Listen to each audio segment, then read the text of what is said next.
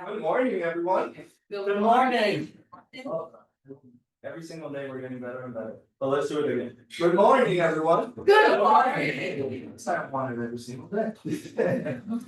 All right. I'm so excited to welcome you to our first Infectious Disease workshop of the academic year. And we're beginning with a truly powerful voice in healthcare and social innovation. Our guest today, Chonda Naissant, is a registered nurse, technology professional, and co-founder and CEO of Social Wellbeing, an online community dedicated to supporting people navigating health and wellness challenges. With more than a decade of experience in healthcare, she's committed to addressing not just medical side of healing, but the deeper, often unseen barriers patients face every day. Through Social Wellbeing, Chonda is reimagining how people connect with quality care, building a platform fueled by transparency, inclusivity, and the voices of your patients. Her vision is simply yet powerful: to empower your health and wellness by making sure everyone, no matter their background, has access to care they can trust. So, just a fair reminder, please refrain from going inside and outside the room until we have the break. We'll give you guys 10 minutes of break. And then, please help me join in giving a warm welcome to our first Infectious Speaker of the Year, Chonda.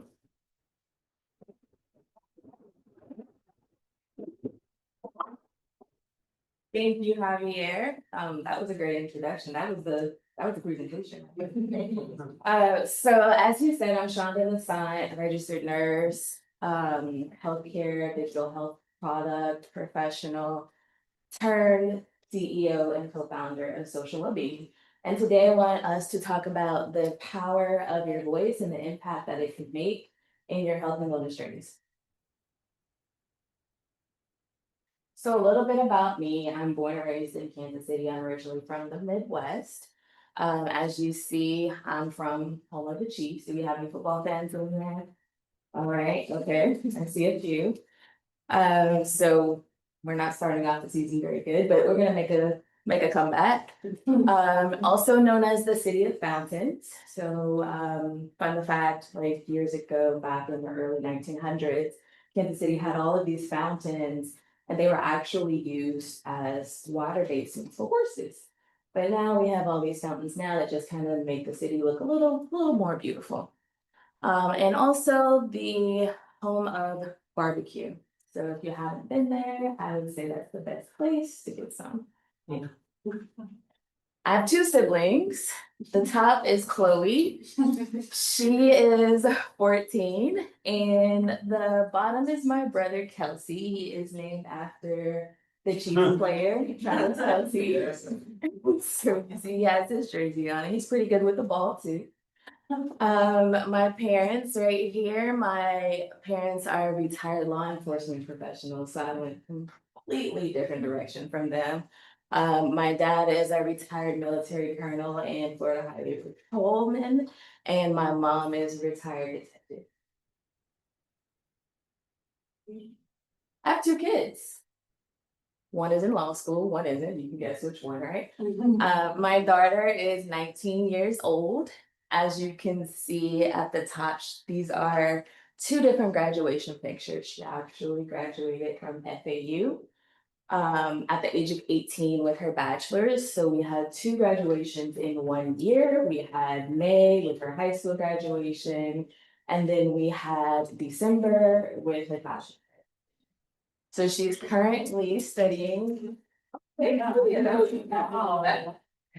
So she's currently studying law at so she's close enough. I can take the right line down and visit her, but she's doing well. You can see her throwing up the U right there, but I would say my favorite picture is this one because it's like she's walking into her destiny as she walks between the U law signs. So my other child is Pepper. Oh my God. As you can see, Pepper is very much a lady. She's wearing her pearls. She's about 12 years old and she's been with us. She's amazing, but she really is like another child, especially now that my daughter is gone. So she's with me all the time. Here you'll see my husband. His name is Nelson and he is a tech executive. He's a senior VP of technology. He is also the CTO and co-founder of Social Wellbeing. So a little bit about me. I started my nursing career in 2014, getting my BSN degree in Kansas City. This is my favorite picture from my graduation day. She was maybe about 8 at that time, and it felt like we kind of went through the process together, and that's where she got her love of education early. And then this is me back when I was young, graduated undergrad, like a lot of you are gonna do soon. And our class picture. Here are some pictures after I started my nursing career. I was a critical care nurse for the ICU step down unit, so I handled very sick patients. So there's no pictures of like actual day to day of me doing that, but it was a great experience that helped me learn what nursing and what caring for people was really about. I transitioned for work-life balance because we don't have a lot of that into working in an outpatient clinic and servicing, taking care of patients in that manner. So from there, I moved into healthcare as a virtual registered nurse. So I did telehealth. Telehealth started taking off. Ended up training nurses on how to do telehealth because there's a transition there from seeing people in person. But when you really get into the phone sense, you lose some of the senses that you have. You can't touch, you can't see. So you have to really do an in-depth assessment. And so that's really a transition for nurses to understand. So in 2017, we decided to relocate to Florida, and that meant hot Christmases. No more snow, but it's okay. We take a family trip every winter and try to go somewhere cold and enjoy it that way. But it also meant things like pool and beach days. You could see my brother right here laying out by the beach.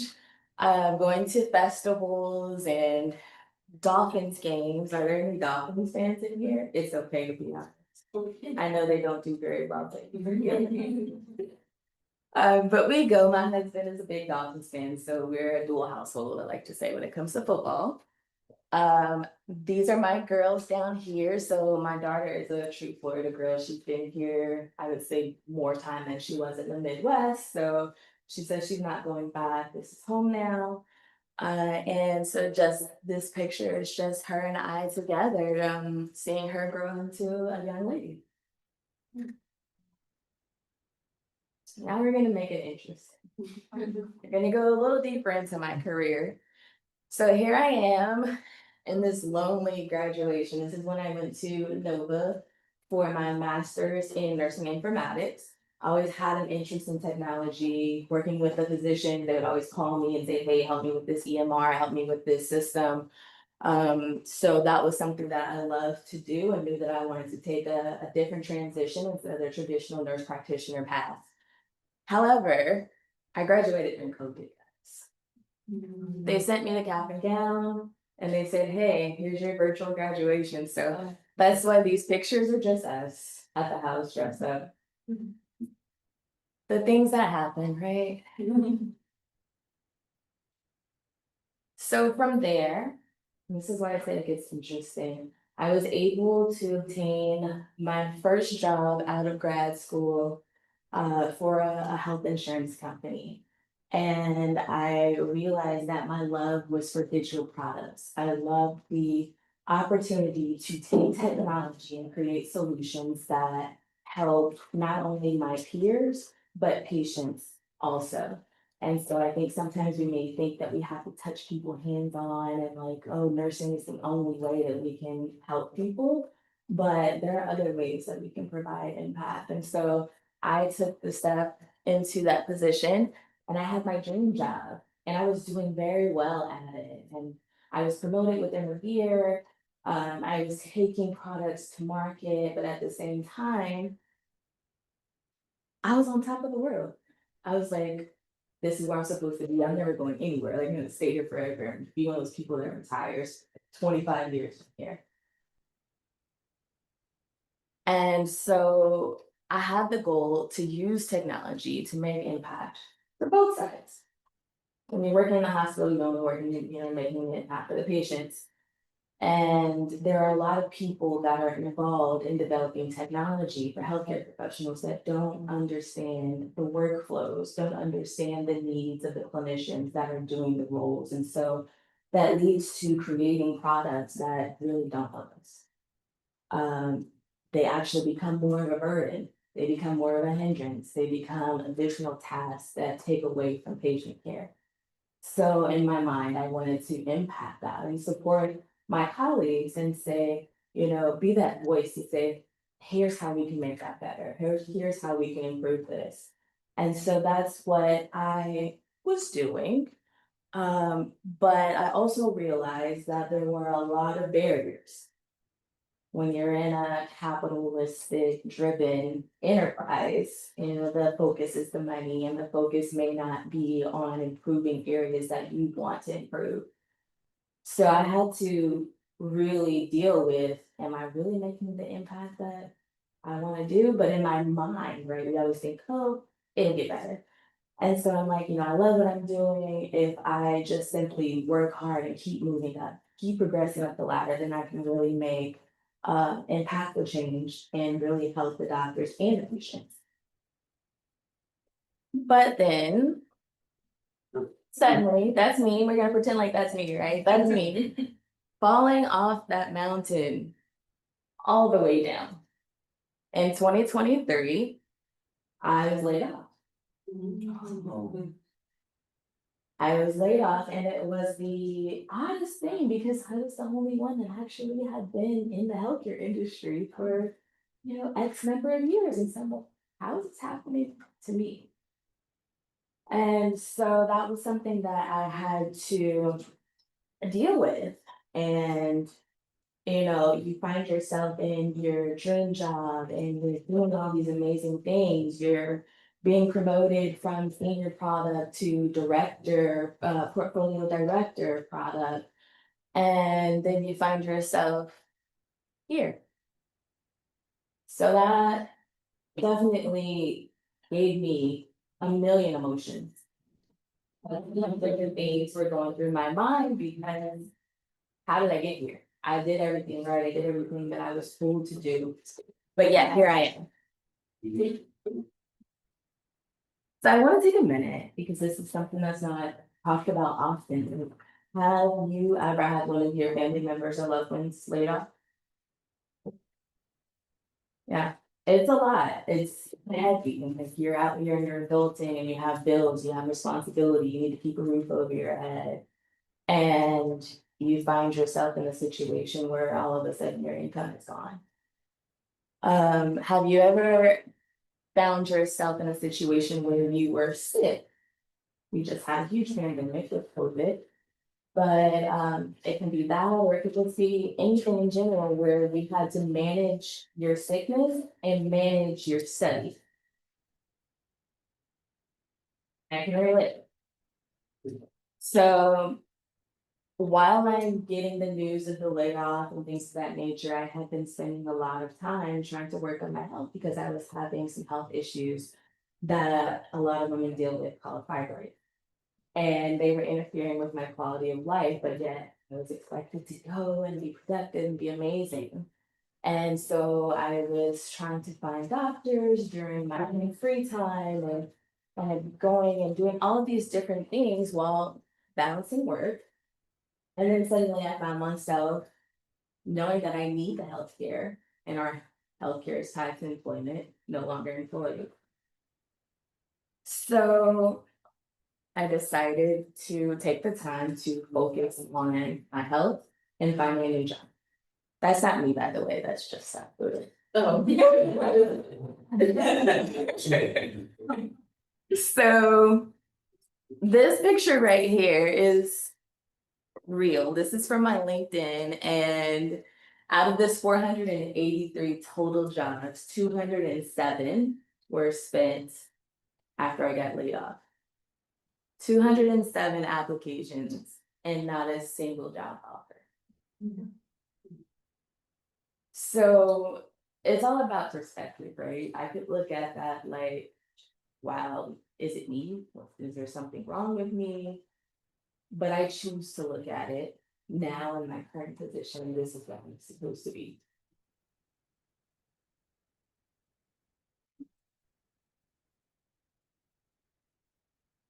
So when we look at the journey of how we got to social well-being, it wasn't a pretty one. I found myself misdiagnosed. So I received a phone call one day, and with me being in healthcare, this was horrible delivery. Doctor's office calls, hello, hi, this is the medical assistant. The doctor wanted me to tell you that you have a red blood disorder and you should see a specialist. I'm sorry, what? And so that's exactly how it went. And so that left me not only, dealing with my fibroid issue, but now it's like rare blood disorder. Am I gonna die? Is something wrong with me? Like, what is this? So I'm researching that, and I'm spending hours of my time searching for specialists because a lot of times people who aren't familiar with the healthcare system, they allow, yes, any doctors practicing medicine, but those specialists specialize for a reason. And they have extensive research and experience in those fields. And so I felt like, okay, I'm going to find a hematologist and I'm going to find out what is going on. And so that led to me having to look for another doctor. So there's data that shows that people can spend up to 8 hours just searching for one doctor. Imagine how much time people with multiple chronic conditions can spend looking for multiple doctors. There's not enough time for that to balance your family, to balance your work, your other responsibilities, and spend 8 hours per doctor. There's not enough time. So I spent hours researching, trying to find one. I found an amazing hematologist that I still see to this day. So I've been a patient for over 2 years now. But you're in the right place when you walk in. She walks in the room and she says, "What brings you in?" And I say, "Well, my primary care said I have a rare blood disorder." And I tell her what they said I have, and she's like, "You don't have that." Okay, all right. So what she did say I had was iron deficiency. And so I found myself having to go and get iron infusions weekly, a couple of times a week. And if you're not familiar with an iron infusion, this is what it looks like. They hook you up to an IV. And in my situation, I was in an infusion room where they have cancer patients and other people who are needing infusions, and it's outpatients, and you go and you check in, you give them your arm, you get your IV started, and you sit there for 2 hours. It runs for like an hour and a half, and then they make sure you're okay to go home, and then you go out and you boost your iron and you make sure you don't have any reactions. But when I looked up iron on Canva, oh, this is what I got. So I thought it was funny. People were ready to go and thought photos, right? But yes, so that was my life. And so I'm navigating that. That's a lot. And some of you may think, wow, she's sharing a lot, but our stories are where our power lies. Our stories are what impacts other people and supports other people on their journeys. So I had to get comfortable sharing my story because who wants to say, oh, I had uterine fibroids and no. But as I started going out and I started networking and meeting women, there were so many women that I was like, oh my gosh, you too. What helped you? These are the discussions that we need to have. So I go to a consultation, and at my normal doctor's, it's about my fibroids because I need to have some sort of procedure to get my quality of life back. And the first thing they say is, oh, well, you need to have major surgery and we just need to just remove your entire uterus. Huh. In 2023, that's what we need to do. And so I had to wonder, like, have we not come further in medicine? Now, mind you, women's health is the least studied, least researched area of medicine. There's data out there to support that. However, we should be beyond that. We shouldn't have to make such a drastic decision so early on. And so with me having a clinical background, I was comfortable challenging that. But think about the amount of people that don't know. They don't have someone to ask. And so I said, well, what other options are there?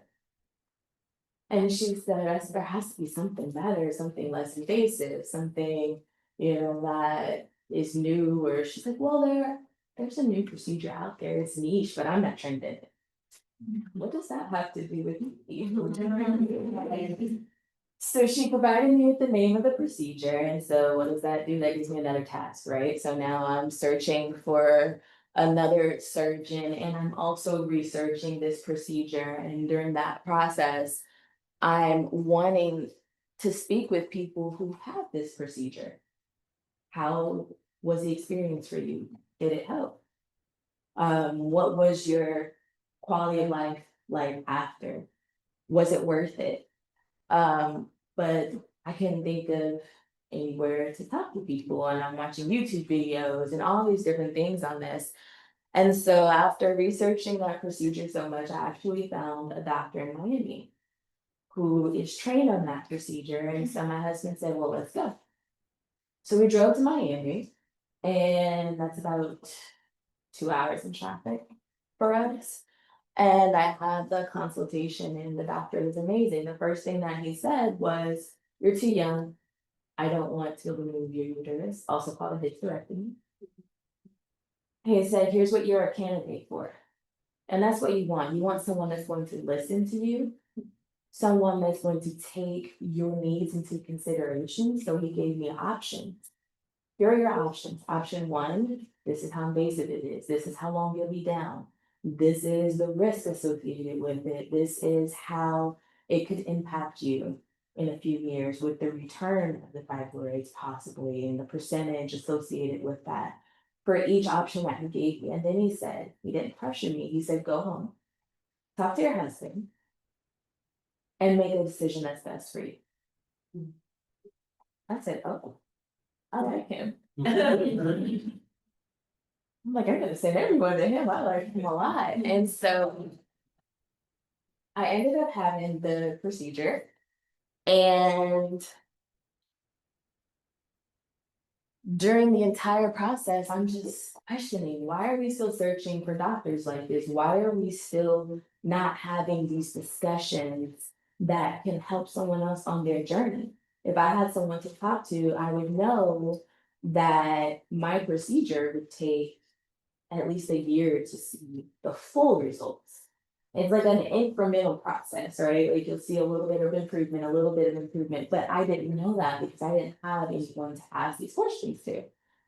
And so I started talking to my husband. I'm like, why are we searching for doctors like this? This is taking me way too much of my time. I don't have anyone to talk to or ask questions with.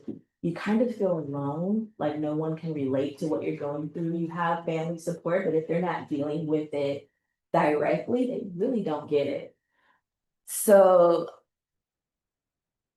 I want you guys to think about a moment when you found yourself in a situation where either you, a parent, a loved one, grandparent, they had a new diagnosis, or you seen them just trying to navigate something associated with their health. Maybe they were trying to find a therapist. I was talking to someone at a networking event last night, and she's like, I just don't know how to find a therapist that meets my needs. But a firsthand recommendation from someone might help, might give her some options, and may make the journey easier of finding the care that she needs. So does anyone have a situation where not only, I don't want you guys to think this is only for chronic conditions or sickness, but wellness as a whole? Because health and wellness are a broad spectrum, and there's a lot of things included in that.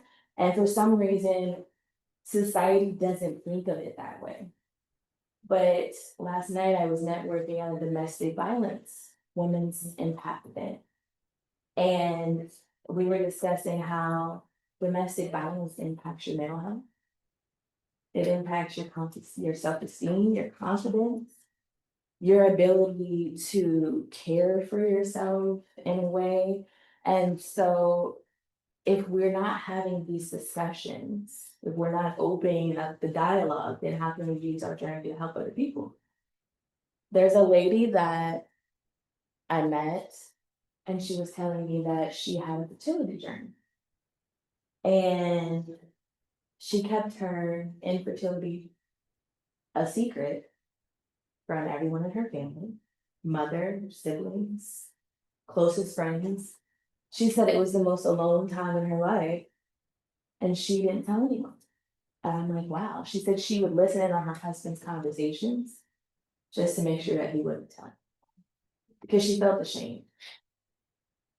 So, can you guys relate to any of this? Even if you are healthy, maybe it's a wellness journey, maybe you want to lose weight, you want to get healthy, maybe it's a skin issue where you have acne and it maybe, makes you feel a little self-conscious and you want to learn about new facial products. All of that is wellness.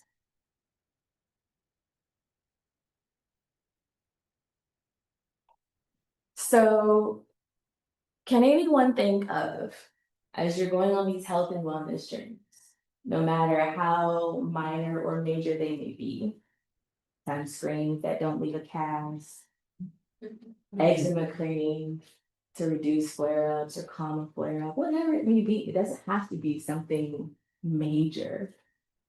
But can you think of a health-focused platform that you can go to and say, oh, I need to go here so I can start this journey?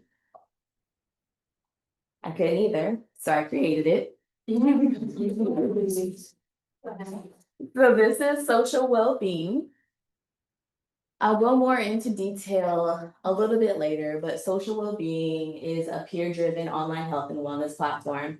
It brings together people with similar medical conditions and wellness concerns so they can have, and wellness interests, so they can have meaningful discussions, share and exchange their doctor recommendations, support and uplift each other through their healthcare journey and use their journey to help other people that may be coming behind them with a similar path. So this is our mission and our vision. We definitely believe that when we open up the dialogues for these conversations and connect people with similar journeys and also amplify the voices of independent health and wellness providers, then we can truly start to impact what the healthcare, health and wellness journey looks like. Private practice providers are decreasing because they don't have the support that they need by getting their brand out there, letting people know they exist. A lot of people don't think of them as small business owners, but they are. And the same goes with the wellness professionals. So that's something that we want to do. We want to amplify their voice to our community so we could say, hey, this fertility coach exists. Hey, this wellness coach, this like whatever it may be, this amazing orthodontist in Boca exists, and she has cutting edge technology that makes things a whole lot easier when you're going through your braces or your Invisalign journey. So when we foster that supportive community, it makes it easier for people to take the next step, to ask questions, to feel seen, and feel like they're not alone on these journeys, but also utilize real connections and real experiences of other people to help set them on the path of what they need to find. Our mission is to empower communities by turning lived experiences into actionable insights that improve health and wellness outcomes, foster meaningful conversations, and connect people with trusted professionals to make navigating care easier. And when I get to the vision, this makes me a little nervous, but it's possible, right? To become the leading destination for health and wellness, where every person can quickly find the right support, connect with caring professionals, and belong to a community that empowers healthier, more connected lives. I want people to say, oh, I want to ask someone about a new healthy recipe. Let me go to Social Wellbeing. Oh, I need to start my weight loss journey. Let me see if anyone has any recommendations, or what's popular right now, the Ozempic. What was your Ozempic journey like? before I start. I want to hear from a few different people. I want to be that place where people go to start their health and wellness decisions. So this is me. So if you remember, I was on top of the world. I was on that mountain, right? I had my dream job, everything was great. And then I unexpectedly became an entrepreneur. So one thing that I had to learn was to stop holding on to what you think you should be doing. There were so many times that I wanted to quit because corporate is safe. You feel secure. You're getting a consistent paycheck. You're getting healthcare. And I had to tell myself, you're where you're supposed to be. Let go of those things and move forward and focus on what you're doing so that it can help people. And so once I finally adjusted to that, it took a while, guys, but I'm finally there and I feel good about where I'm at. And I believe that once we start getting the word out and sharing with people, people will see the value. But this unexpected journey is not easy. And so I want to really show some of the background of what happens when you're trying to start a health tech company. Like I said, my husband is my CTO. Tech development is the most costly. You probably are aware that, that's why a lot of people have to raise funding. So we are a bootstrap company because we don't need that. But also that means that my household changes. So you'll see here, this is Christmas. He's gonna kill me for putting this here. But this is Christmas, and you see my husband has a laptop in his lap because he was coding. We wanted to launch in January, and so he had to make sure that he got the coding done. He works a full-time job during the day, so he doesn't have the luxury of, like I do. I spend my day, putting stories into the system and doing all this work, and then I'm free in the evening. But he starts his second job, and so we have long nights, and you'll see like sometimes he'll take a nap and he'll sleep, and then he'll wake up and he'll work again, and he might work until 4 in the morning, and then he'll go to work at 10 a.m. So it's a sacrifice, but it's worth it. For me, you have to learn how to do different things, learn how to wear different hats, because I am every employee at my company. So I had to learn how to use Canva. I had to learn how to create flyers. My cookies were a hit, my branded cookies. So just learning how, to get the design right to fit into the stickers and all of these different things that are associated, learning how to tap into your chat GPT assistant to to make sure that the marketing piece, because I'm not a marketing expert, resonates and I'm using the right colors, and all of these different things are so important, and you spend your time doing it, but then you also get to have fun going to different events. You get invited to different things. I went to the NobleCon investment conference. I did my first pitch competition here in Miami, and they said I was 1 point away from winning. Oh, one point. And going to different receptions. So a lot of people, especially on social media, might make it look glamorous, but there's a lot that goes on in the background.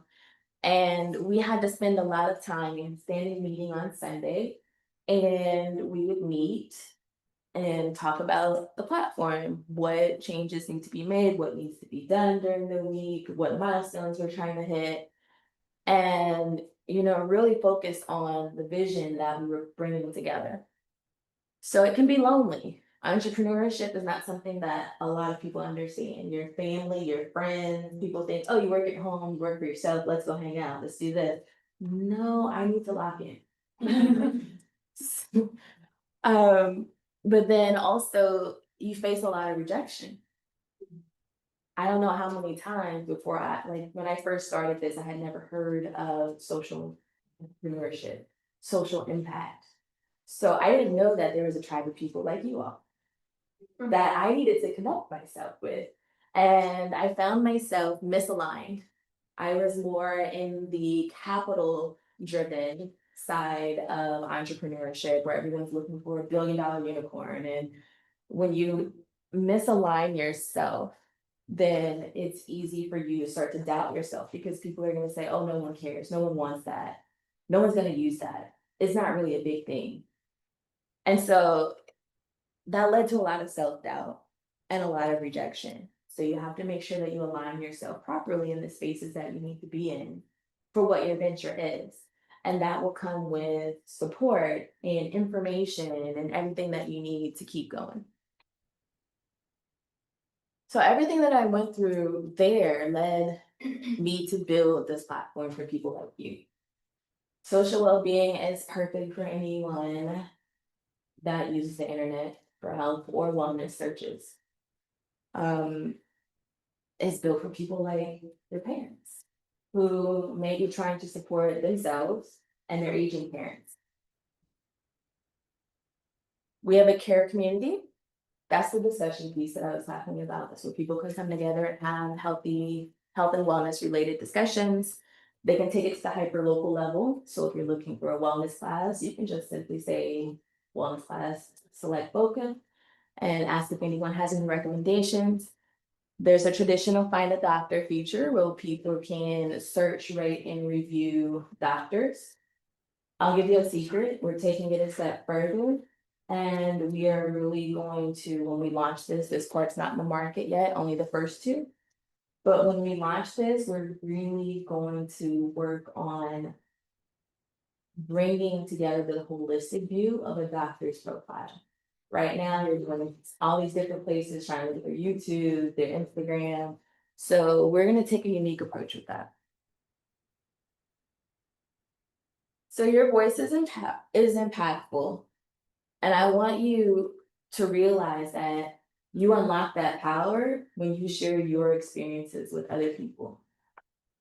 When you open up and you say, hey, I've experienced this. This is what helped me. It can be an allergy, it can be anything, right? Like it's not just chronic conditions, it's not just diabetes, high blood pressure, but it's really anything that you're facing on that broad spectrum that I was talking about. And when you do that, what happens is you ease anxiety for people. This is probably the thing I love the most. I have so many women that I come into contact with. And when we start talking and they open up, like last night, people were just sharing so many things. Oh, I'm going through menopause and I don't know what to do. Like they don't talk about it. And so I went and I tried this and I'm like, oh, I have a doctor for you. And she's like, oh my gosh, give me that information. And so when we start to have these discussions, we ease that anxiety. We reduce the feelings of loneliness and the uncertainty that comes with whatever it is that you're dealing with. And most importantly, we break free from that stigma that sickness is weakness because corporate has the stigma that makes us want to keep everything to ourselves and hold everything in and feel like I can't be sick. But we all have something, whether it's illness, whether it's wellness, we all experience something at some point in our lives. There are children that are born sick. Why are we ashamed to discuss this? There are parents, caregivers for their older parents, parents who have children with special needs. I'm sure there's a mother right now that has a child with autism that would love to know a barber to take her child for the first haircut, but where do I take my child that's autism friendly? These are discussions we need to have.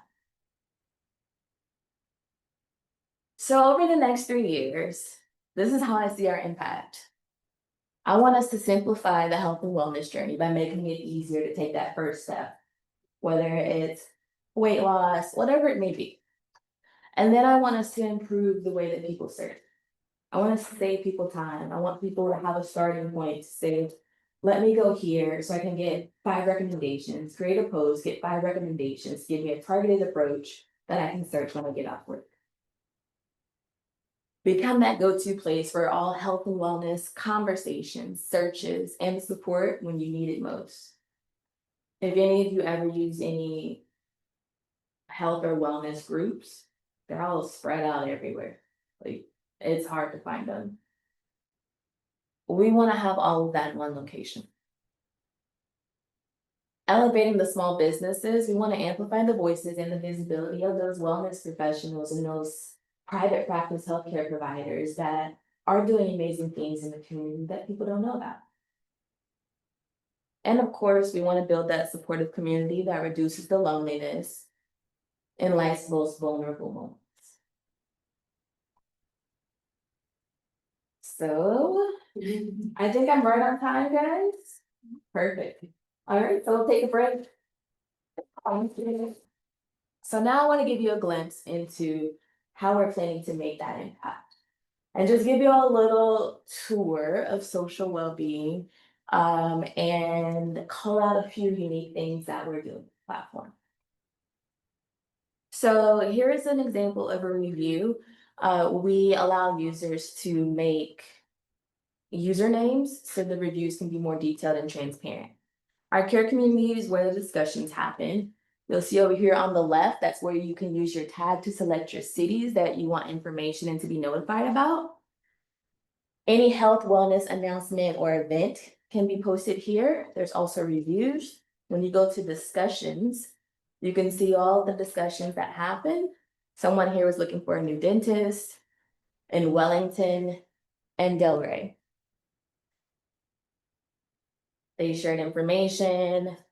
Looks like there were a few responses.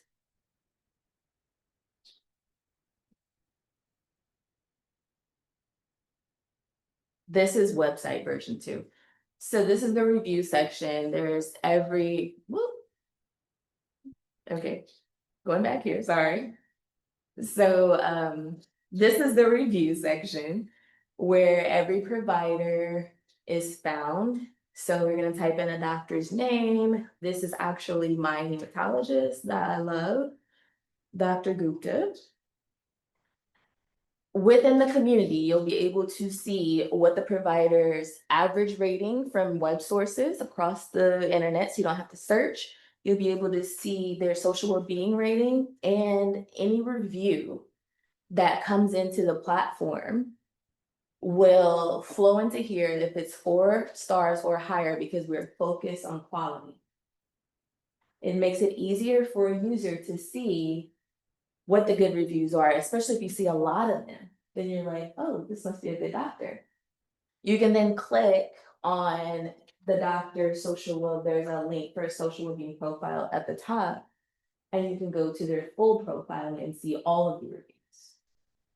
So I want to make clear, we do show the bad reviews on the full profile, but because our community is about efficiency and highlighting quality, we flow those good reviews in so that people can see when they're looking or they're tagging the doctor for a recommendation to someone that may be looking for one.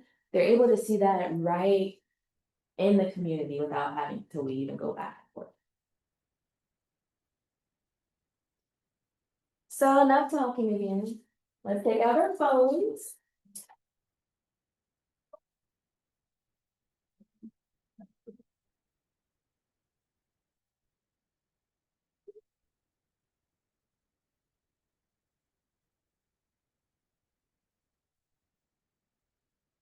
Everyone have a phone? Okay. So go ahead and scan the QR code. It's going to take you to socialwellbeing.com.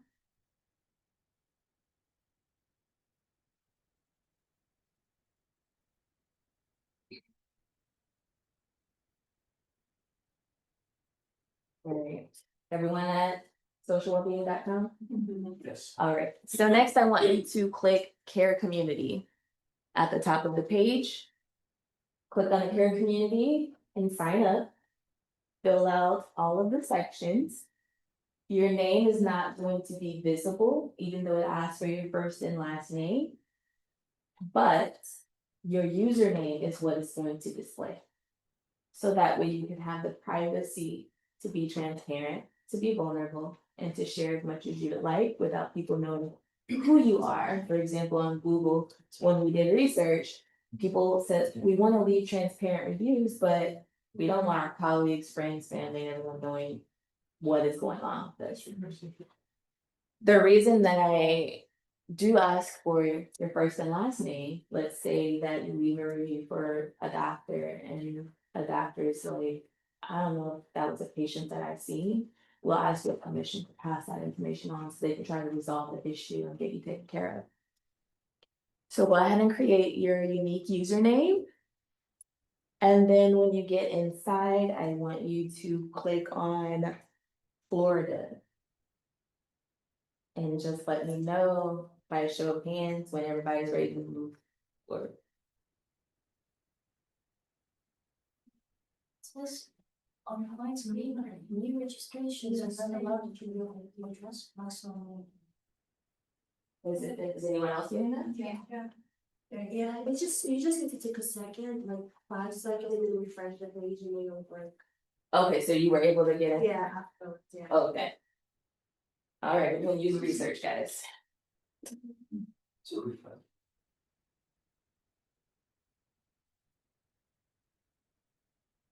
Where does it say Florida? How many people can get in, even when they're refreshed?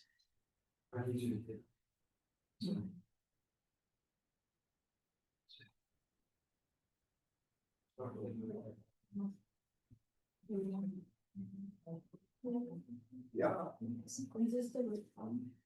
Yes.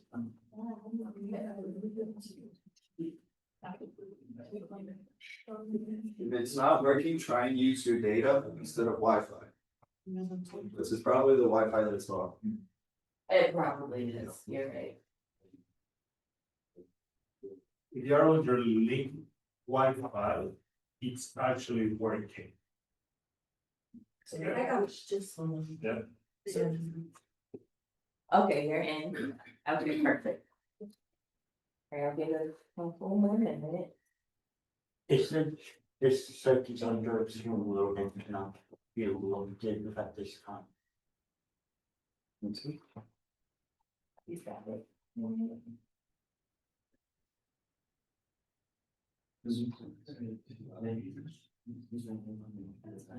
There's great girls music, things you don't want your action to show, but. Yeah, you're just activating it. Yeah, right.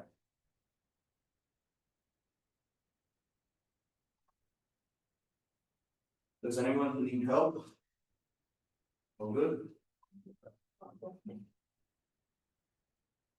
Alright, Yeah, I got it, I'm in Florida. okay. How many people still can't get in? And try to use your data. We go for it. About four. It's under the street, it looks like everybody's trying to get it. Yeah. Yeah. That's just really now. So you try again. Once we log in, click Florida, and then I just want you to wait so we can get everyone in before we go search. Yeah. Excuse me.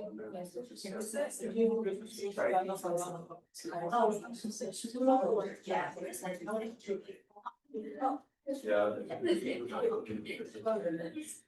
Oh, you're right. Yeah, just took a while for a call for Spain. I'm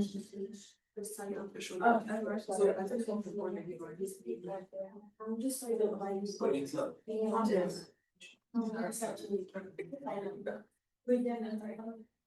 we always know. So you have to go from there. We're supposed to flip discussions.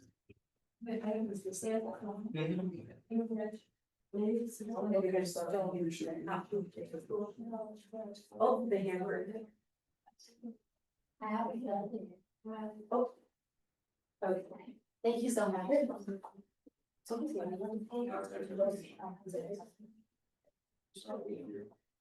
This is great user feedback, guys.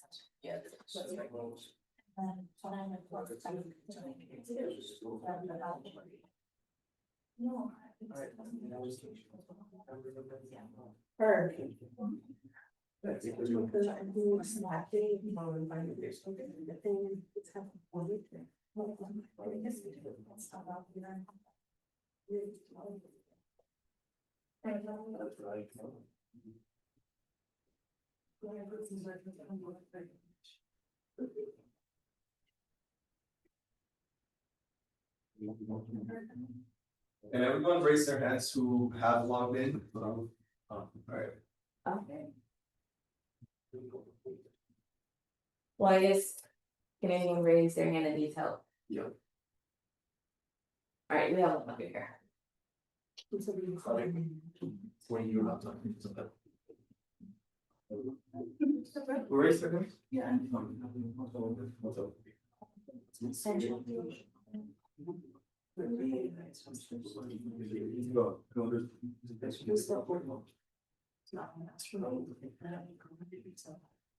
Only quick information.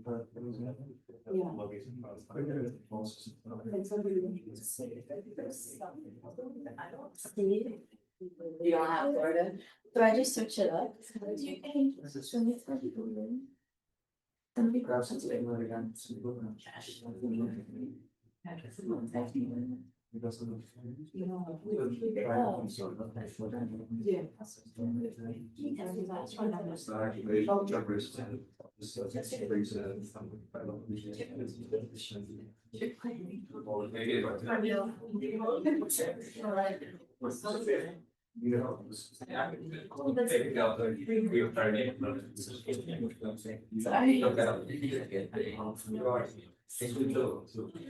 Oh, the new watches. No, this is like just a first and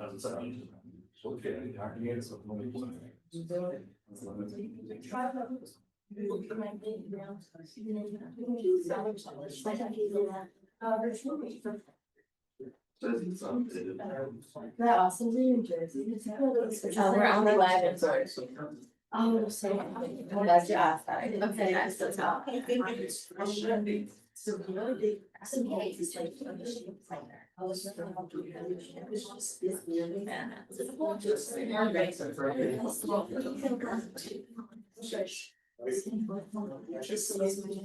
All right, so we'll go ahead and move on.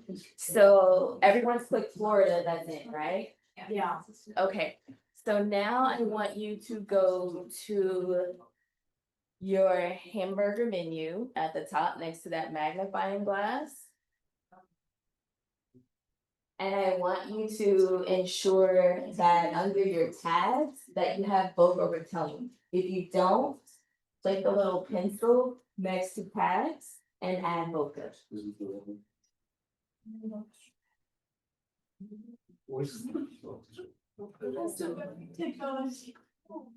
It should look like this.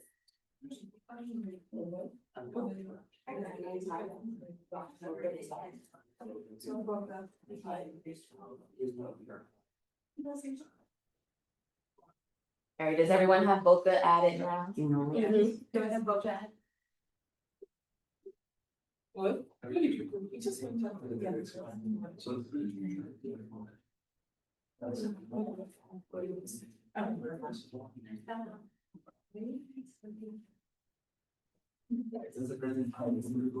Thank you.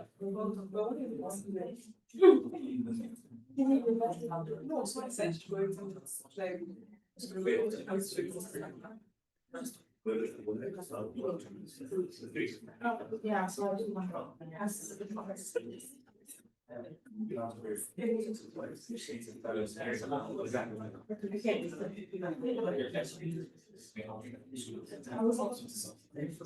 and what?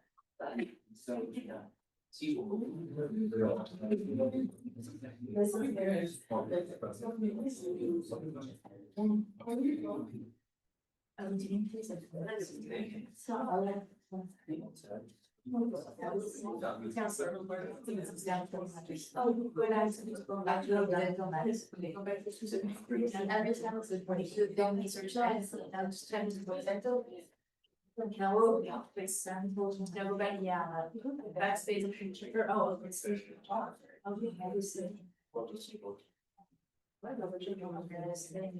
All right, so now that everyone has added vocal tone,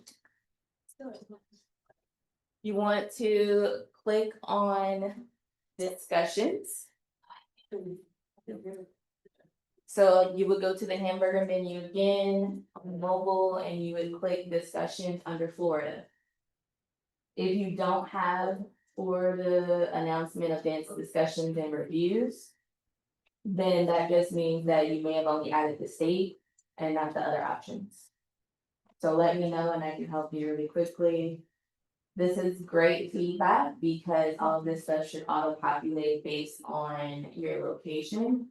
However, I don't know if the Wi-Fi interfered with populating this. So when we test, it's normally there. Okay, so. When you click it. When you click it, show it, so.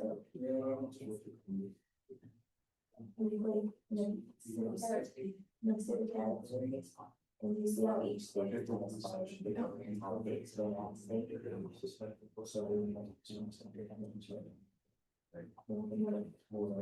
wanna make sure we select all. All of the announcements, especially the things, the reviews before. And then.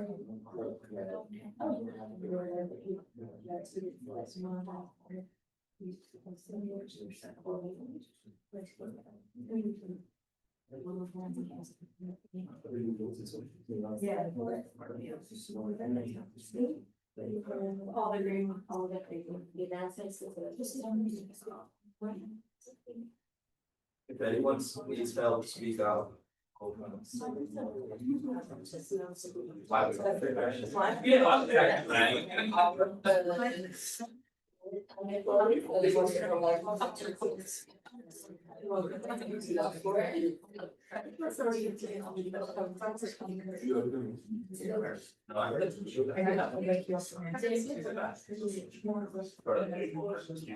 right, so now that we're all in discussion. This is where all of the discussion happen, obviously. Reviews is where you find the doctor reviews, events, or any health or wellness events, 5Ks. Anything that may be coming up in the community, and announcements would be like. State announcements, vaccine information that's come out, different things like that to keep people informed in one location. So I want you to click on new topic. While you're in your Florida discussions. And you can start to create your post.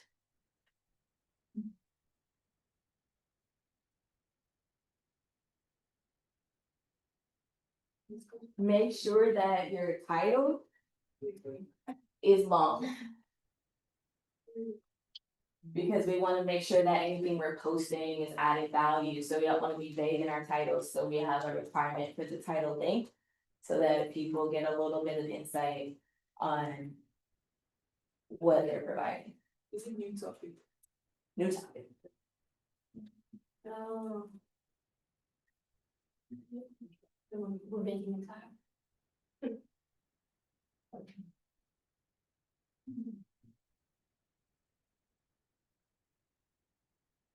Supposed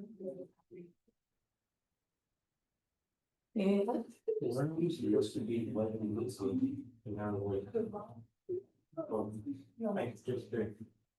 So this is where we're. This is gonna be important discussion.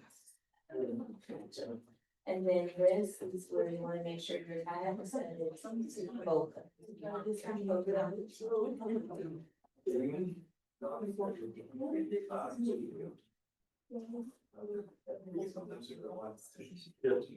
In the middle of some types, because we want to make sure that you're. And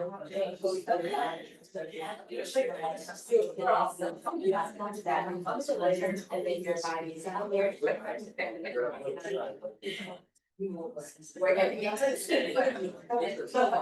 All right, so in your post, I want each and every one of you, remember, this is all anonymous, so whatever you're dealing with, whether it's wellness or it's healthcare, or for yourself or a family member, you can create a post.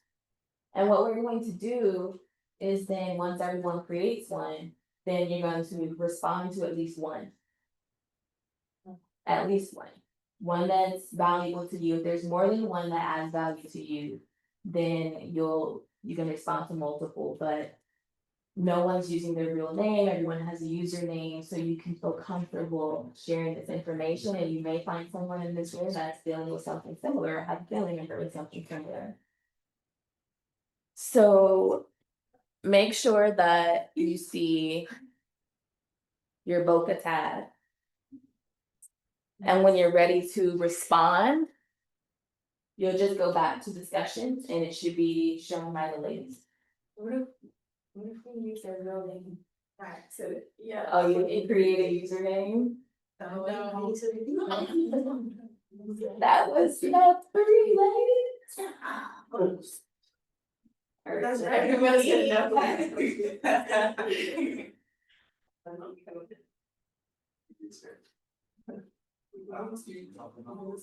I said names. First is the first, and it's just like and you have to on purpose.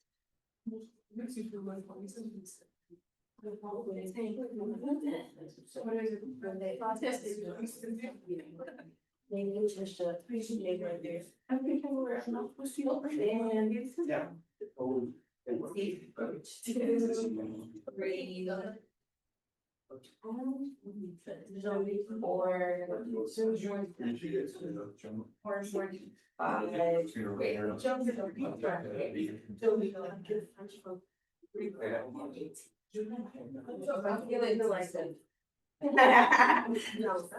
think Lynn was here. Okay, so I see maybe about 7 people that use their real name and didn't create a unique username. So if you did that, for the sake of time, just go ahead and make a post that may not be as transparent. Something that you aren't worried about other people knowing that you posted it. Chonda, could you tell people who are like, should they ask a question? What should, like, if people are confused of what do I share? Yeah, absolutely. It can be a question about wellness. It can be a new, healthy snack that you found that you want to share with someone. It can be, tips that you want to share that calm your anxiety that you may think may help other people. Whatever insightful health or wellness post that you think would be good to create that other people may benefit from. Does that help? Thank you. Yeah. Also, are we phrasing it as like a statement or more so a question? Whichever you want it to be. Okay. So if there's something that, I found this works for me to calm my anxiety in class, or, it can be a statement. Could it be like a healthy recipe? No. Could it be like a healthy recipe? It can be a healthy recipe. So I think it's like, things like that. Because I think I was staring blankly. Like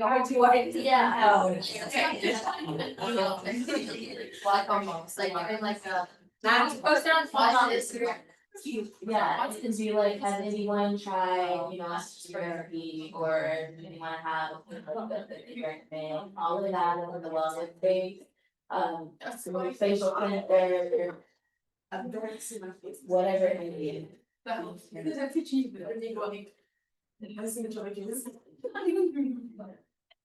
Guys, with that being said, does anyone's fun use?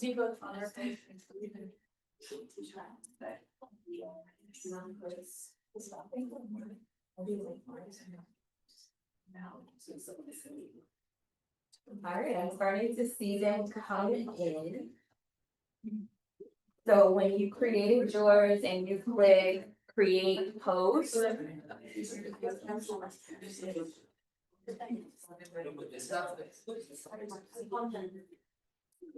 So once you type in your post.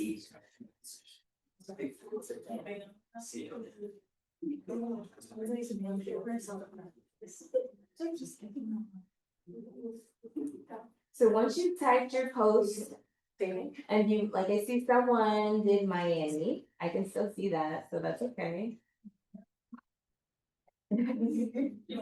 Someone did Miami, Orlando, and Boca, nice. Oh, I love that, okay. Oh. So make sure that you are in Florida discussions. If you have any questions of whether or not you're in Florida discussions, underneath the title, it should say, you should see the green, it should say Florida, and then it should be green, and it should say discussions. If anyone needs help, let me know.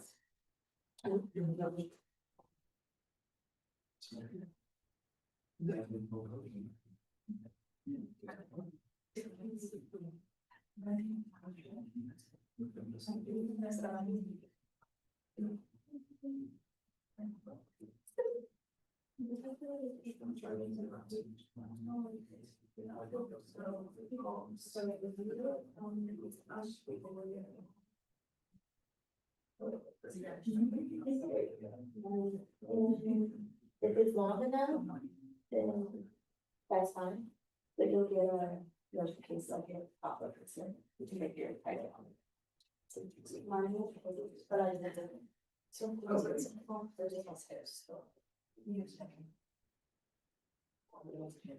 Everyone doing okay? Does anyone need help? It's just lovely. Yeah.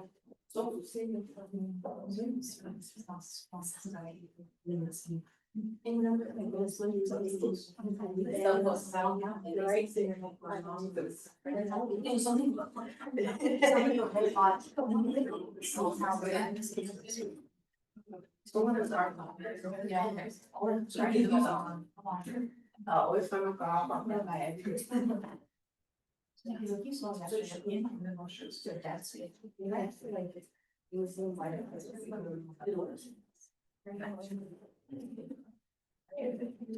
Has everyone been able to create their post? Mine's like uploading / saving. Okay. So you just saving. So one of the valuable things that I wanted to get from this too is feedback from you guys. So you're kind of like user testing right now, right? I haven't had a large amount of traffic to the site. So I really need to understand how the site performs when a lot of people try to come in and start to create these posts and start these conversations. So this is good. It's bad, but it's good. Because it means that my husband gonna have some work to do. No, it's no, yeah, no, that is so real. Like, can you come to? Yeah. I don't have to pay anybody to do it. Saving money, saving ability, type of, more like using your own resources. Yeah, that's like great. That's right there. It's your, that's right there. That's like, my story. Oh, sorry. I'll ask you.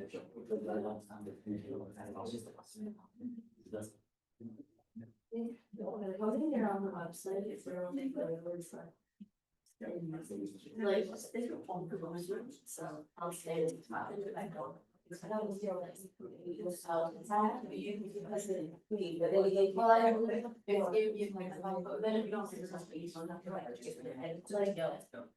So yeah, it's really fun to do that, I get clear sign. Right. Oh, really that song. Yes. It's pretty. I think let's figure out either thing.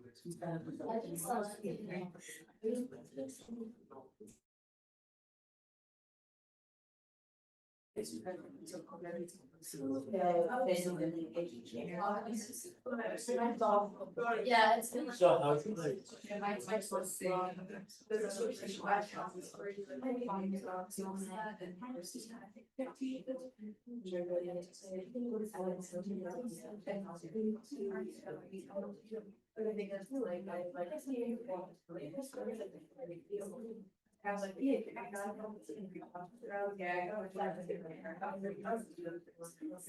There was something else. So,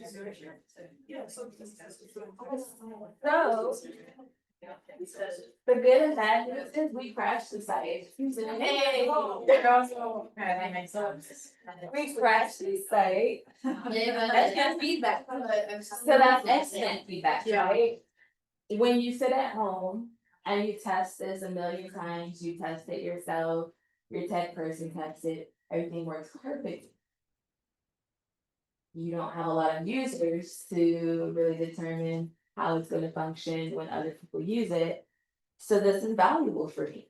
And I'm glad that I was able to experience this with you guys because it does work. But I see now that I have maybe 25 people. Yeah, very. We definitely shouldn't crash it. Definitely. Okay, so that gives me a lot of insight to go back and say, hey, you need to check. You need to do load testing and some other performance testing on the site. To make sure that people can use it and that I'm getting out and starting to have people sign up, right? So the exercise didn't go the way that I wanted because I didn't anticipate that. However, what I will say is I want to get feedback from you guys anonymously of what you think about social well-being. I feel like when things are anonymous, people feel like they can be more candid. They can say, oh, it sucks. Or they can tell you, I'll call you in just a second, you know, what they truly think about it. So I don't want you guys to feel like you need to tell me. I was gonna have you tell me in a DM. I was gonna have you DM the admin and leave your feedback because with us being community driven, we always want to capture the feedback of the community to make sure that we're creating enhancements and new features in our technology that really support you on your journey. So what? Well, first of all, I wanted to say that your presentation was amazing. And the way that you shared your story was just so beautifully said. You're a really great storyteller. So thank you for opening up to us. It was very motivational for me. And yeah, I think the overall idea is so unique. I personally relate to this because my mom recently was going through, my stepmom was recently going through some health issues. We didn't know what doctor to go to, no amount of money really helped. So having something like this would have been super awesome. I can't wait. That's why I asked you up there, do you have this for New Jersey? Because I like want to connect my mom and to more people with this because I think that this is a brilliant idea. And yeah, I can't wait to use it once you get the site up and running and like really see my options in Florida. Yeah, and I think that you hit the nail on the head that health and wellness is such a more, it's such a bigger picture than what people see it as now. And I love that you're making that more people aware of that. And yeah, thank you so much for sharing your story. So thank you for that. I appreciate that. And I'm gonna hold off on any other questions because we're gonna have a Q&A session, right? Yeah. But I will say that I'm glad that you brought that up. You may not have seen it on the front page, but we are only live in Florida right now. The reason we're in the Florida market is one, we're bootstrapped. So you have to think about how that's going to impact you financially. But then also you want to have your MVP out there to see how people respond to it before you just roll it out to all these states. So we're going to do a phased approach that allows us to control where we launch at, and we're going to use data to drive where we go to next. So I will set up some kind of way for Javier to gather this anonymous feedback for me. And you guys will be able to share that and give me the feedback of what you think about this if you're not comfortable doing it in person. And so I want all of you to remember to use your voice. So often we get sad, we get ashamed, we get embarrassed, and we don't use our voice, but that's where the impact comes from. And with all of us interested in making society better as a whole, you may often feel like you need to do something big. But don't forget, it doesn't matter the size of the impact. You sharing something with someone doesn't dictate how that impacts their life.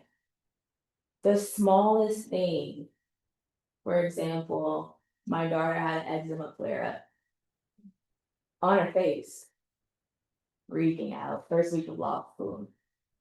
And I just dove in and started doing research and trying to find information of a cream because what she had wasn't working. And that little thing, it may seem minor to all of us in this room, but if you think about your appearance and you're going into a professional setting and making that first impression, you want to look your best. So the impact that you're making, the impact that I found for that cream that cleared up her face in time for her to be able to go and meet with these lawyers and these different professionals that she's engaging with was major for her. So each one of us has the opportunity to make an impact on someone's life and don't feel like, oh, my impact isn't big enough, because the smallest thing could have the biggest impact for someone. And then also we are in a time where everything is digital and everything is AI. I have AI in our platform. We do have a chatbot named Charlie. When you create your own things, you get to put your personal touches on them. So Charlie is named after my grandmother who passed away. So she's still with us and a part of what we're doing. But when you have AI and digital, we lose that human component. But that's the best thing that we have. So we're bringing human connection back into healthcare. Telehealth, there's no human connection there. Video, look, they're not even touching you. One of the things we train as nurses is assessments, and that meant physical touch. So we're gonna bring the human connection back because it's valuable in healthcare, it's valuable in wellness. And that's through us connecting with one another as a community to support and uplift each other so we don't feel alone, we don't feel embarrassed, we don't allow the stigmas to consume us where we hold things in because we're embarrassed or we feel like it makes us look broken or less than. So we're gonna restore that human connection by using our stories to support and uplift one another. So let's grow this community together. As you guys seen, without you, it's nothing, it's just tech. But when we bring our voices in it, it's only as powerful as the voices that are in that community. And that's each and every one of your voices. So the voices of people like you are what add value and add power and add impact to what other people are experiencing. So you can follow us on Instagram. We are also on LinkedIn. And if you're wondering how we can grow and how you can support us, one of the things that I had was join our care community, but I strike through that because all of you have. And I'll send out a message and say, hey guys, it's working now because I have y'all in there. But you can share that care community with everyone you know. One of the things that my daughter and I always talk about is because when I went through different things, they would say, oh, the younger people are healthy, or younger people don't have any issues in the wellness space or any interest in the wellness space. And that's just not true. People are becoming sicker earlier. Mental health is at an all-time high of concern. And wellness is a focus for everyone. Everyone is wanting to look their best. Everyone is wanting glass skin all of a sudden. And Korean skincare products and all of these different things to talk about. And you know, like you have all of these influencers, but they're selling you something. But everyone in this room isn't selling each other anything. So someone posted before it crashed, I seen it, that they were looking for Black healthcare products. And they tagged Miami, Orlando, and Boca. Perfect. That's how a community is supposed to work. Because there's a ton of products out here, and everyone has unique individual circumstances that work for them. Everything isn't buy one fit all, right? And so when we share that, it makes it easier. Now you can go and you can look and say, oh, they recommended pattern, they recommended this, they recommended that. Now let me go look into these and see which one would work best for me. So share it out with your family, with your friends, with your peers, because there's something here for everyone. Even younger people like you guys. If you have a therapist that you've recently visited, or any healthcare professional, you can search their name and create a review and review your visit for them. Same with your parents. You tell them to sign up. If they're in Florida, they went to a doctor recently. You can leave your review here instead of Google. And lastly, I am a Watson Institute fellow now.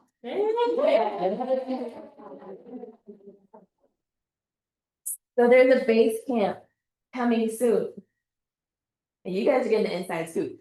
So I'm nervous and excited about this, but the base camp is going to be a 1-day women's health and wellness conference that's free to the community. I'm sorry, man. If you want to come, please come.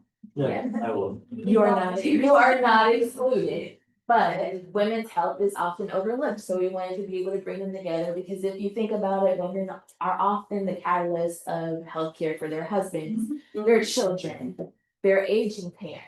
So we wanted to give them an insight, and what I'm doing is I'm bringing social well-being to life. Bringing it to life. So we're gonna have a 1-day conference, and it's called Your Voice is Impactful, a women's health and wellness conference.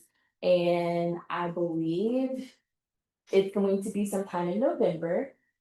So I would love for any of you that are interested to come and support. If you're not volunteering, whatever it may be, I would love to have you guys there and share that moment with you, but it's going to be major. I never thought that I would put on an event. So when they told me that I needed to do base camp, it just seemed natural to bring social well-being to life so that people can experience it in person and then see how we can take that connection, that experience, that engagement back online. And the value of it. So that's it. Thank you all for the opportunity to speak. I didn't know I was the first in touch.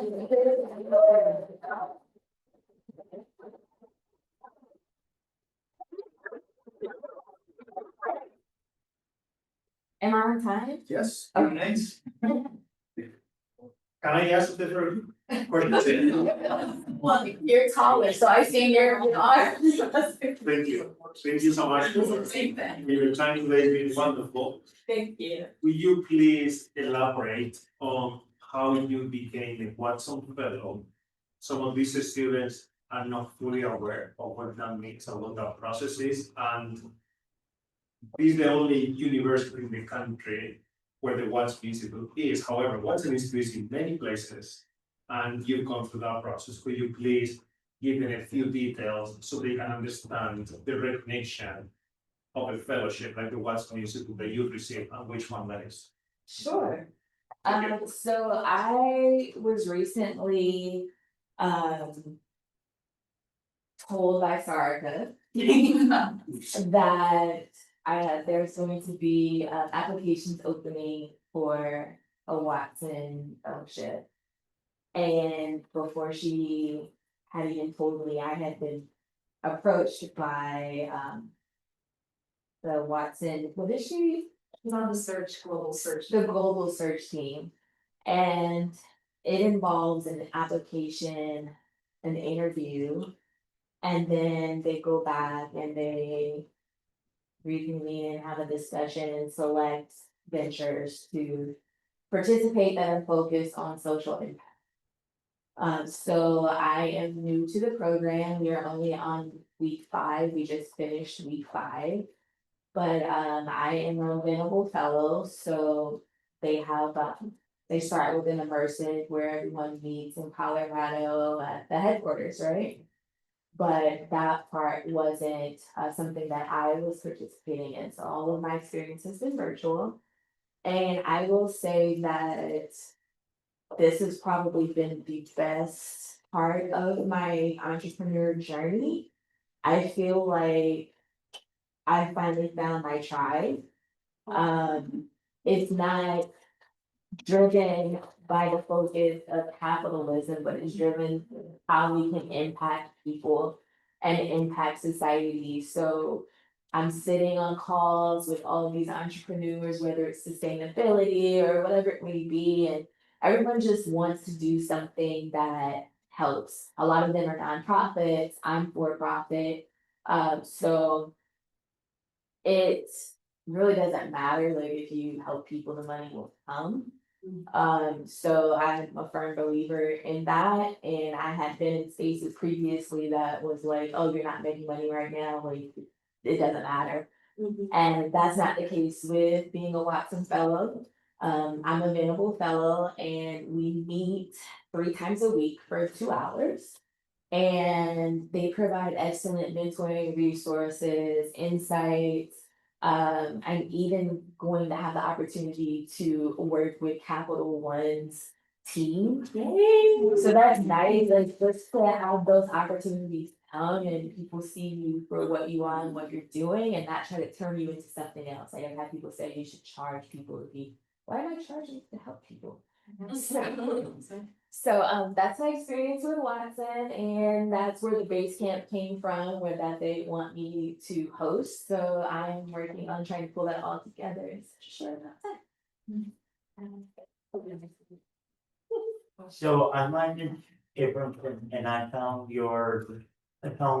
like your story really inspiring. So I think people like to share anonymously, but I'll be like open. So a lot of people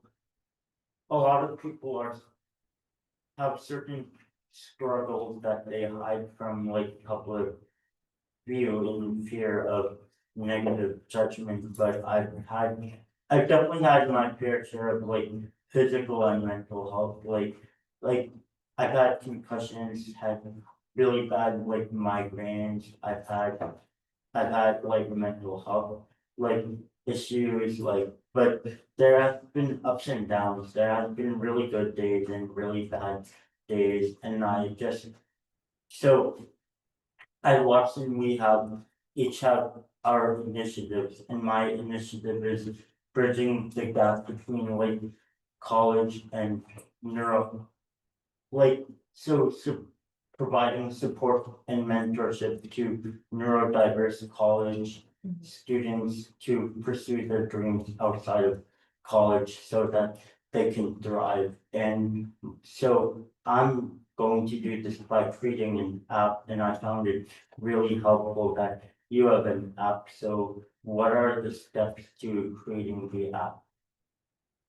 So first of all, I love that you found a space where you feel like you belong and that focuses on making sure that you thrive beyond here. I think that's amazing, Thank you. and make sure that you share that with other people. Thank you. But when it comes to building an app, so Social Wellbeing isn't an app. It's a progressive web app. And to make that easy to understand, if you go to our website, you'll have a pop-up come on your phone and it'll ask if you want to save it to your home screen. So it'll get saved to the screen like an app. You can click on it like an app. It will get notifications like an app. However, it allows us to avoid the App Store. The App Store, whether it be Android or Google, has a lot of restrictions. They also have a lot of loopholes, and sometimes they even charge. So my husband felt that it would be best for us to go the progressive web app route, which makes it easier. So it still appears as an app, but it's not an app. I would say if you want to build something, it's important to connect yourself with the right person. There are a lot of people in the tech industry that want to, I'll say this nicely, that want to enrich themselves, that are focused on charging you the most amount of money. I would say find someone that you can do a consultation with first and see if what you're trying to accomplish can be done with no code or a low code solution, if it can be done with AI. And just find out like what the level of effort would be before you dive into committing with someone to build something for you. And make sure you have all of the milestones in writing of what you want to receive so that you can have it. Thank you. Awesome, so thank you again, my name is Milani, it was a pleasure to just listen to you speak about all your experiences. My question kind of dives into, how did being a Black woman as you are, how did that influence your healthcare system, and did it hinder like as an obstacle? Did you have like some problems with the misdiagnosing? Did they, like, how did you like navigate that throughout your health journey? Because I know that in my family, doctors are not like a thing that we like to go talk to, and we just don't like that because of everything that we've experienced culturally and historically. Mhm. So how did you go about navigating that in your social impact? Well, so I would say first of all, when it comes to fibroids, Black women are the highest, the demographic that's highest affected by fibroids. And there hasn't been a lot of research as to why fibroids happen. There are fibroid institutes, fibroid awareness campaigns, all these different things, but there's just not the research there to really understand the pathophysiology behind it. What I would say from my personal perspective as a Black woman navigating that, hysterectomy has always been what is first thrown at us. And, you know, even when I was talking to the first surgeon that I met, she said that, oh, you know, well, you're a Black woman, you're just gonna get them again, so you should just cut that out. I don't think the answer is avoiding healthcare. I think the answer is finding providers that you can relate to, that you feel comfortable with. They may or may not look like you, but as long as you're heard and you feel seen.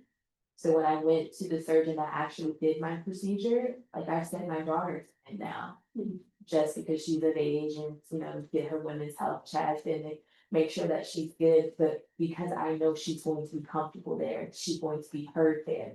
So I would say starting there, and discussions like this are also a reason why social well-being exists, so that you can recommend someone that may look like you or may not look like you, but is great with people that look like you, so that you can feel comfortable and make sure that you're putting your health first and not avoiding it for that reason.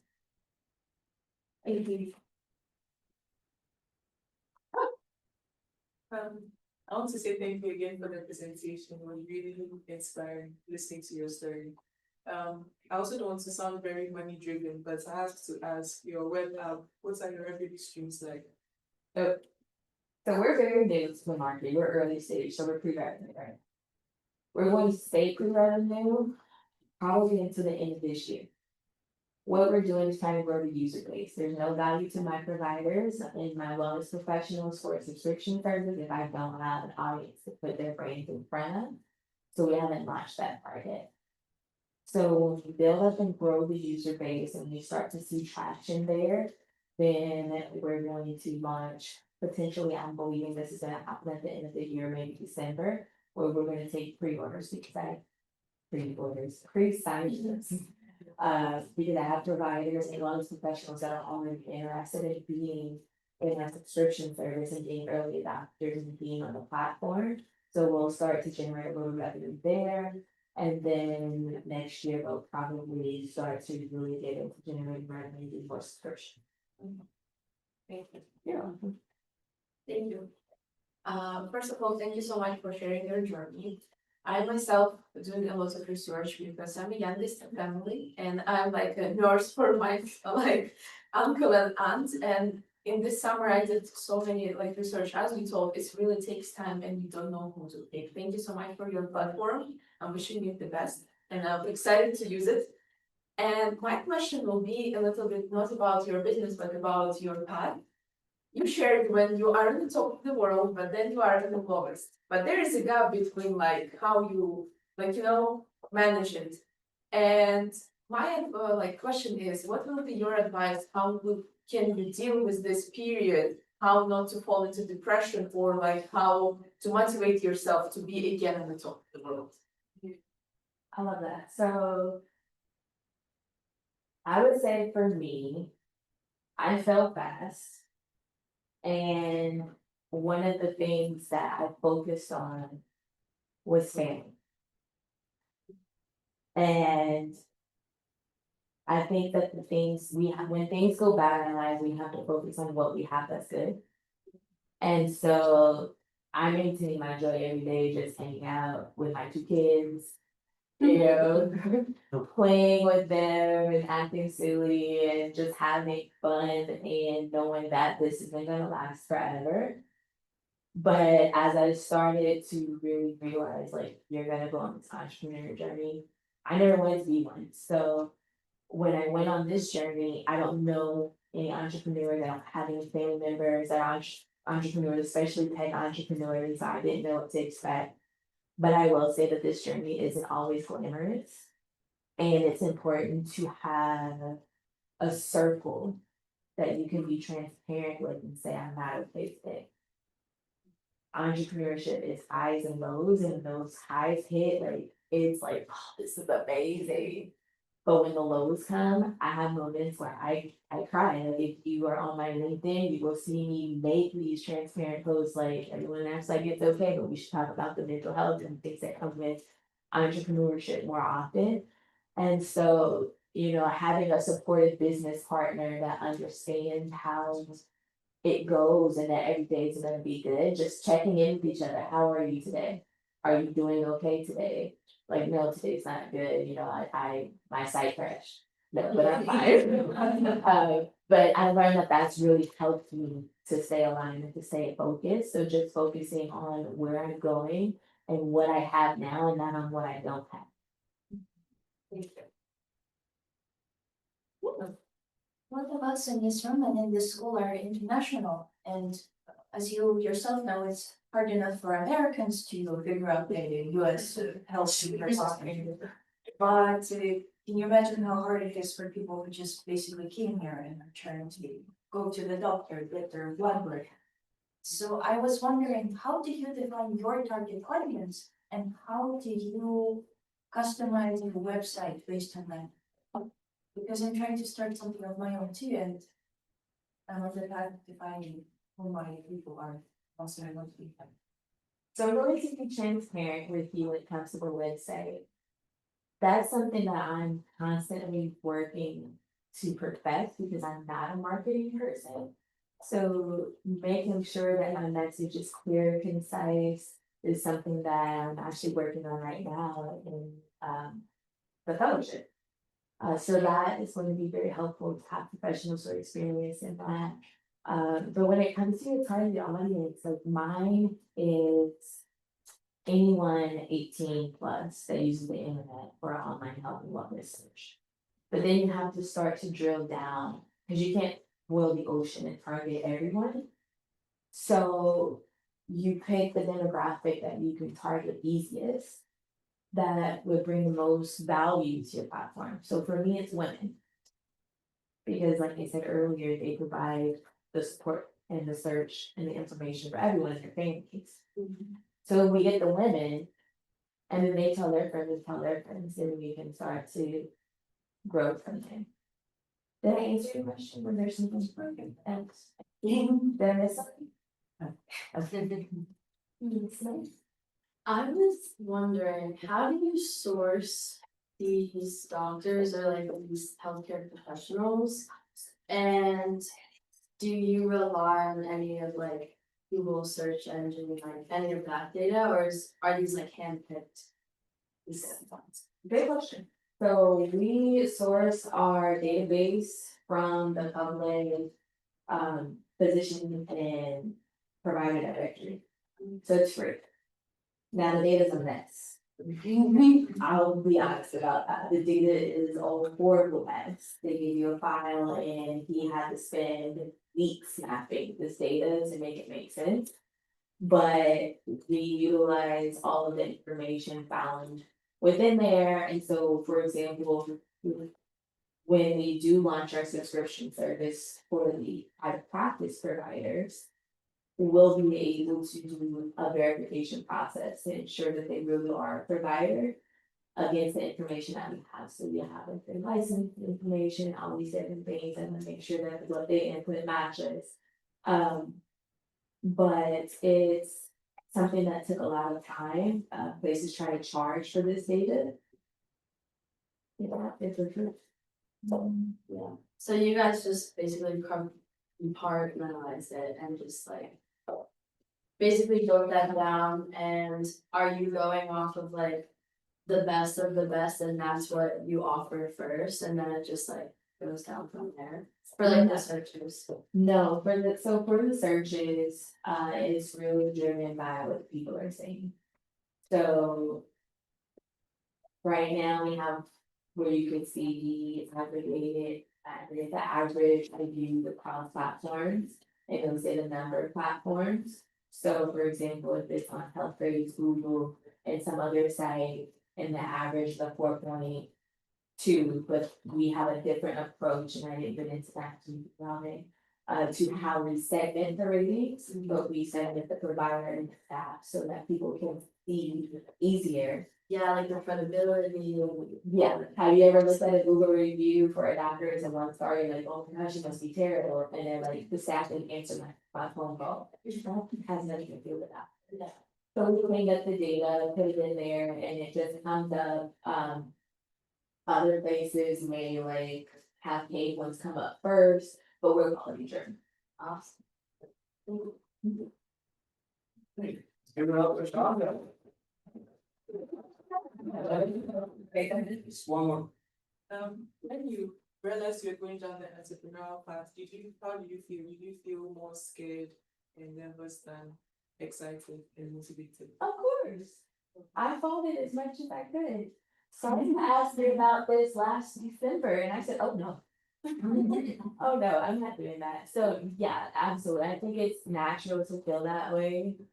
Especially for me, since I never wanted to do this. I feel like some people know right away that they want to work for themselves, they want to be entrepreneurs, but for me, I love the stability of just being in corporate. Like I knew what money was what I was gonna have every month, and I knew, what I needed to do, and I had set hours. Whereas entrepreneur, like you're always on, it's always you. So yeah, I was terrified and I fought it a lot, but now I'm starting to become comfortable in who I am and what my purpose is. It was a pleasure to have you come speak to us. I think on behalf of all of us, you are such an inspiration. I understand fighting that entrepreneur bug. I'm in the same boat. I'm like, nope, I'm not doing it. I'm not gonna do it. But it's been awesome. Your women's event, I think I speak for all of us. We would love to volunteer whenever you are available, me especially. You can't change the world if you don't feel good. So I wanted to, on behalf of Watson, award you this Cape of Courage. You are now one of us. You're African here.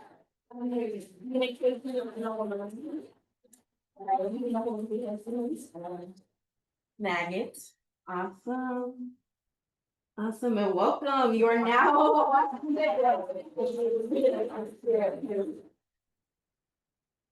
And yes, just thank you so much again. And we hope this case you always use to protect your courage.